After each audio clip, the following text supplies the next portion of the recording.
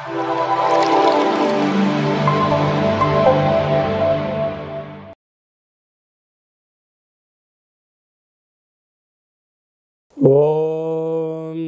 నమః శివాయ.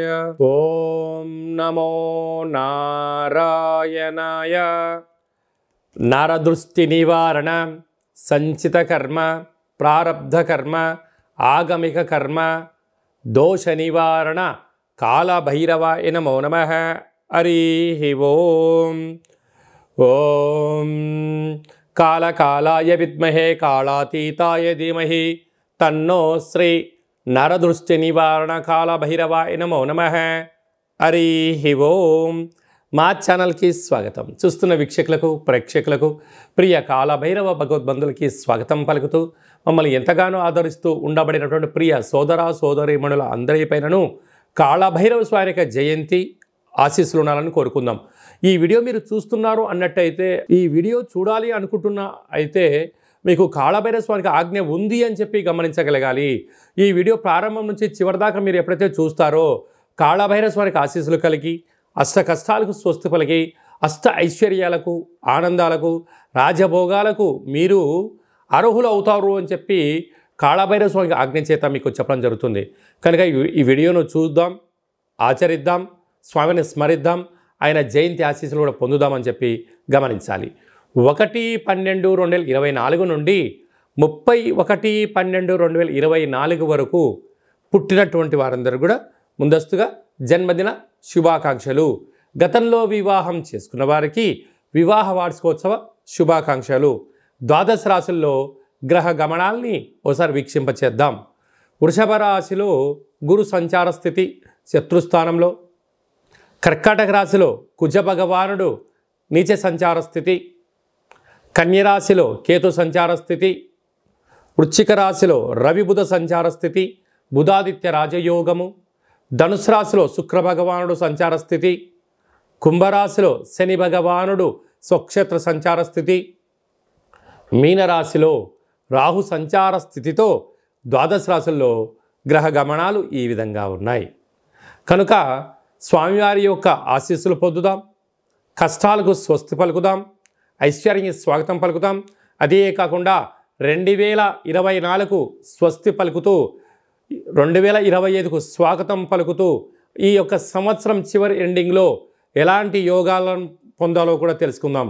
ప్రధానంగా మనకు ఈ సంవత్సరము 2024 కనుక 8 సంఖ్య, అందులో 31 4 సంఖ్య, మంగళవారం పూట అమావాస్యతో వచ్చింది. కనుక ఇలాంటి అమావాస్య తిథుల ఎందున అంటే మనకు సంపూర్ణమైన సంవత్సరం చివరి ఎండింగ్లో ఎలాంటి విధి విధానాలు పాటించాలి, ఏవి చేయొచ్చు, ఏవి చేయకూడదు. అలాగే డిసెంబరు 1వ తారీఖున కార్తీక మాస అమావాస్య, ఆదివారంతో కూడుకున్న అమావాస్య ఉంది కనుక ఎలాంటి విధులు పాటించాలో కూడా సంపూర్ణంగా తెలుసుకుందాం.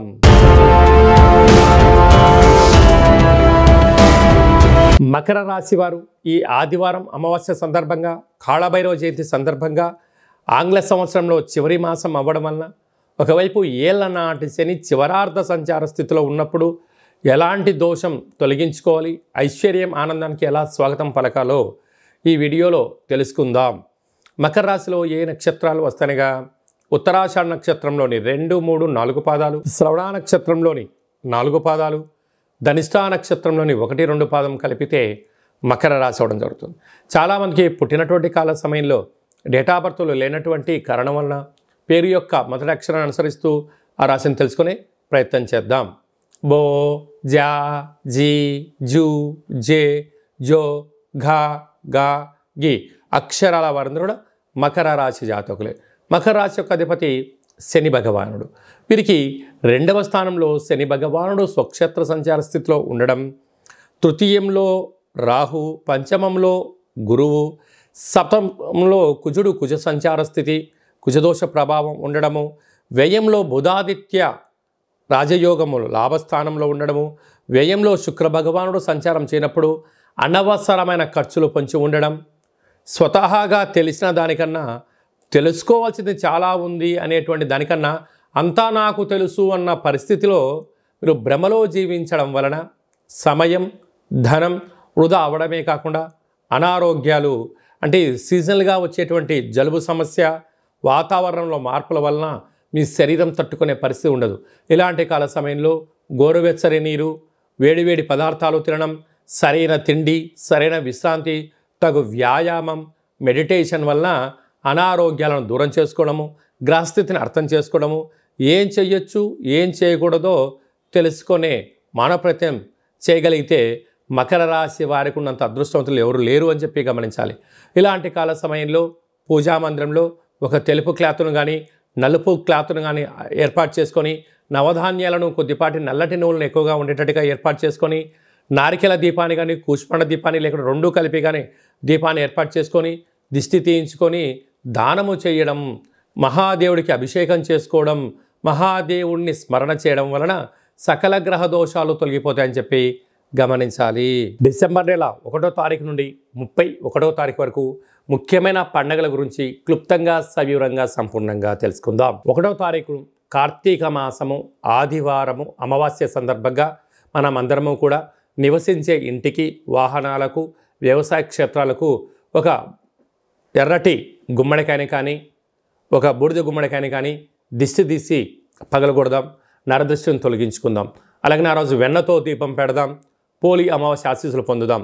ఇంకొంచెం శక్తి కలిగితే మనము కొబ్బరికాయ, నిమ్మకాయ, తెల్లవాలు, ఆముదంతో పుడుకున్నటువంటి వాటితో వస్తువులు దిష్టి దించి బయట పడేసుకోవడం వలన సకల దృష్టి దోషం తొలగిపోతుందని చెప్పి గమనించాలి. అలా కుదరలేని వాళ్ళు ఈ కింద మంది సంప్రదించండి. మీకు వీడియో కాల్ ద్వారా ఎలా చేసుకోవాలో కూడా మీకు చెప్పడం జరుగుతుందని చెప్పి గమనించాలి. మనకు 2వ తారీఖు నుంచి మార్గశీర్ష మాస ప్రారంభము. మనకు 7వ తారీఖున సుబ్రహ్మణ్యేశ్వర స్వామి యొక్క జయంతి. పుట్టలో పాల్పొద్దాం, స్వామిని స్మరిద్దాం, ధ్యానిద్దాం, సకల గ్రహ దోషాల్ని తొలగించుకుందాం. 8వ తారీఖున కాళభైరవ అష్టమి, కాళభైరవ స్వామి యొక్క జయంతి. కాలాన్ని మనం శాసింప చేసుకోగలగాలి అన్నట్లయితే, కాలం మనకు అనుకూలంగా ఉండాలి అనుకుంటున్నట్లయితే, ఏ పనులైతే మనం చేస్తున్నామో ఆటంకాలు తొలగిపోవాలి అనుకుంటున్నట్లయితే స్వామిని స్మరిద్దాం, ధ్యానిద్దాం, కూష్మాణ దీపాన్ని పెట్టుకుందాం, ఒక ముడుపును కట్టుకుందాం, ఆయన ఆశీస్సులు పొంది తిరుగులేని చక్రవర్తులుగా స్వాగతం పలుకుదామని చెప్పి గమనించాలి. 14వ తారీఖున మార్గశీర్ష మాస పూర్ణిమ, దత్తాత్రేయ స్వామి యొక్క జయంతి. అత్రి మహాముని అనసూయ మాతలు కలిగినటువంటి సంతానం కనుక స్వామిని స్మరిద్దాం, గురుచరిత్ర పారాయణం చేద్దాం, స్వామి యొక్క ఆశీస్సులు కూడా పొందుదాం.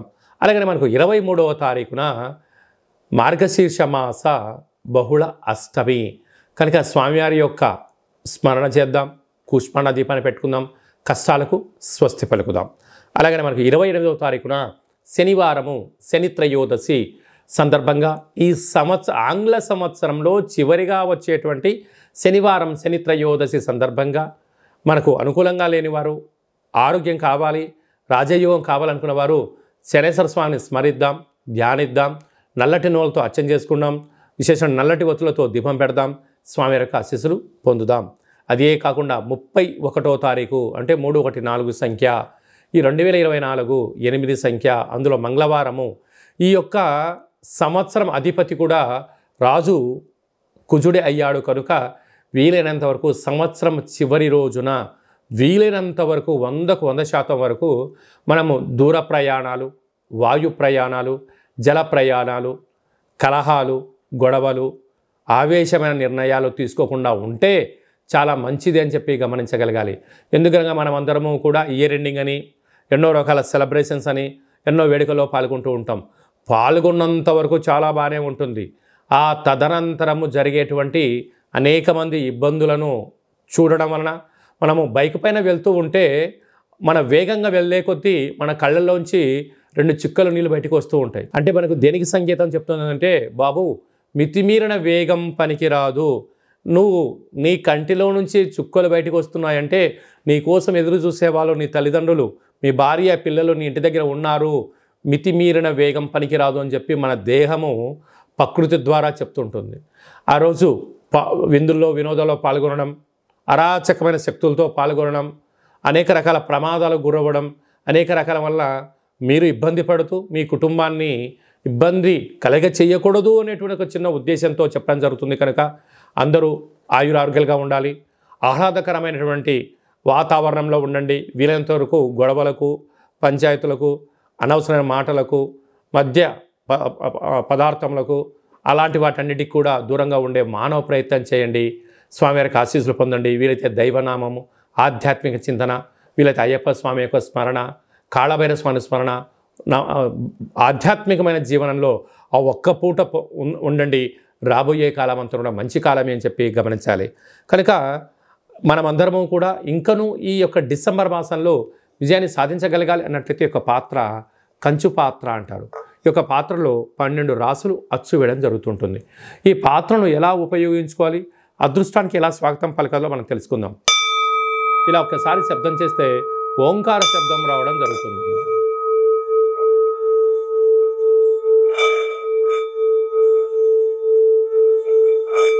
ఈ యొక్క శబ్ద తరంగాల వలన ఇంట్లో మనం ఏదైతే అనుకుంటామో ఓంకార శబ్దం కారణం వలన, కాళభైరవ స్వామి స్మరణ వలన ఇంట్లో ఉండబడినటువంటి సకల దరిద్ర దేవత గ్రామ సంచారంలోకి వెళ్ళిపోవడం, గ్రామంలో సంచరించేటువంటి మహాలక్ష్మీదేవి గళ్ళు గళ్ళుమని ఇంట్లోకి రావడం, యంత్ర ప్రయోగాలు, మంత్ర ప్రయోగాలు, తంత్ర ప్రయోగాలు, తాంత్రిక ప్రయోగాలు, నరదృష్టి, సకల కర్మల యొక్క దోషం తొలగిపోతుందని చెప్పి గమనించాలి. ఈ యొక్క పాత్ర కాళభైరవ స్వామి యొక్క పిరమిడు, డాలరు, కంకణము, 27 రకాల వస్తువులతో దిష్టి తీయించడం జరుగుతుంది. మీ పేరుపైన గోత్రంతో ప్రత్యేకంగా పూజా కార్యక్రమం చేయించి మీకు వీడియో కాల్ ద్వారా చూపించి స్వామివారి యొక్క ప్రసాదాన్ని, అక్షయ పాత్రను మీ ఇంటికి కొరియర్ చేయడం జరుగుతుంది అని చెప్పి గమనించాలి. ఆసక్తి గలవారు ఈ కింద నెంబర్ సంప్రదించి స్వామి యొక్క ప్రసాదాన్ని స్వీకరిద్దాం. అలాగనే ఉప్పుల యందు సముద్రపు మంచుతో తయారైనటువంటి సైంధవ లవణం ఉప్పు వేరయ్య అంటుంటారు. ఈ ఉప్పు దీపాన్ని ఇంట్లో పెట్టుకుందాం. సకల దుష్టగ్రహాలను తొలగించుకుందాం. మంచి నిద్రని, కలహాలు లేని జీవితాన్ని, ఆటంకాల జీవితాన్ని స్వాగతం పలుకుతామని చెప్పి గమనించాలి. అందుకే ఉప్పు దీపం ఎక్కడైతే ఉంటుందో అక్కడ ఐశ్వర్యము, లక్ష్మీదేవి తాండవ మారుతుందని చెప్పి కూడా గమనించాలి. అలాగనే మీ వ్యక్తిగత జాతకం తెలుసుకోవాలనుకుంటున్నారా? మీ యొక్క పేరు, పుట్టినటువంటి తేదీ, నెల, సంవత్సరం, సమయం రాసి వాట్సాప్లో పంపించినట్లయితే 100 సంవత్సరాల జాతకాన్ని వ్రాసి మీకు పంపించి పుట్టినప్పుడు గ్రహ గమనాలు ఎలా ఉన్నాయి, ప్రస్తుతం ఎలా ఉంటున్నాయి, రాబోయే కాలంలో ఎలా ఉంటున్నాయో సవిరంగా తెలియజేయడం జరుగుతుంది. చాలామందికి పుట్టినటువంటి కాల సమయంలో డేటా ఆఫ్ బర్త్లు లేనటువంటి వారికి మీ పేరు యొక్క మొదటి అక్షరాన్ని అనుసరిస్తూ ఆ రాశిని తెలుసుకొని ప్రయత్నం చేద్దాం. అది తెలియచేసి రమణ శాస్త్రం ద్వారా భూత భవిష్యత్ వర్తమానాన్ని గవ్వళ ద్వారా కాళభైరవ ఉపాసన చేత మీకు తెలియజేయడం జరుగుతుందని చెప్పి గమనించాలి. మన యొక్క దేవాలయంలో ఎవరైతే జాతకం, జ్యోతిష్యం చెప్పించుకుంటారో వారికి కాళభైరవ స్వామి యొక్క పూజ, అర్చన, అభిషేకము, దీపము, ముడుపు కట్టి మీకు వీడియో కాల్ చూపించడం జరుగుతుందని చెప్పి గమనించాలి. అందుకే మీ అబ్బాయి కానీ అమ్మాయి కానీ తరచుగా ఎంత ప్రయత్నం చేసినా వివాహం అవ్వడం లేదు. ఎందుకు అవ్వడం లేదు? జాతకంలో ఎలాంటి ఇబ్బందులు ఉన్నాయి, ఎలాంటి అమ్మాయి వల్ల యోగం కలుగుతుందో మీకు తెలియజేయడం జరుగుతుంది. అలాగనే మీ అప్పుడే పుట్టినటువంటి మీ యొక్క చిన్నపిల్లలకు ఆధ్యాత్మికమైనటువంటి పేర్లు ఎలా పెట్టుకోవాలి, ఆ నక్షత్రం యొక్క స్థితిగతులు అంటే తెలియజేయడం జరుగుతుంది. కనుక ఈ వీడియో ప్రారంభంలోనే చెప్పడం జరిగింది. ఈ వీడియోను ఎవరైతే చివరిదాకా చూస్తారో వారికి కాళభైరవ స్వామి ఆజ్ఞ ఉంటేనే చూస్తారు. కాళభైరవ స్వామికి ఆశీర్వాదం వలన అష్ట కష్టాలకు స్వస్తి పలుకుతూ అష్టైశ్వర్య స్వాగతం ఎలా పలుకుతారో మీకు ఈ వీడియోలో అర్థమైందని అనుకుంటున్నాను. అందరి పేరును కాళభైరవ స్వామికి ఆశీస్సులు ప్రసాదించాలని కోరుకుంటూ ఆశీర్వచనం. ఓం శతమానం భవతి శతాయు పురుష సతేంద్రియ ఆయుష్యేవేంద్రియే ప్రతిష్టతి ధనం ధాన్యం బహుపుత్రలాభం శత సంవత్సరం దీర్ఘమాయు సర్వే జనా సుఖినో భవంతు లోకా సమస్తా సుఖినో భవంతు. సర్వం కాళభైరవ జయంతి దేవత కాళభైరవ దేవతార్పణమస్తు. హరి ఓం. ఈ వీడియో మీకు నచ్చినట్టయితే లైక్ చేయండి, షేర్ చేయండి, మా ఛానల్ని సబ్స్క్రైబ్ చేసుకోండి. మేము చేస్తున్న ఆధ్యాత్మిక వీడియోలు అందరికన్నా ముందు మీరు చూడాలనుకుంటున్నట్లయితే, అందరికన్నా మీరు మొట్టమొదట అదృష్టవంతులు అవ్వాలి అనుకున్నట్లయితే ఈ వీడియోను షేర్ చేసి భగవద్బంధులకు, మిత్రులకు చేరవేయండి.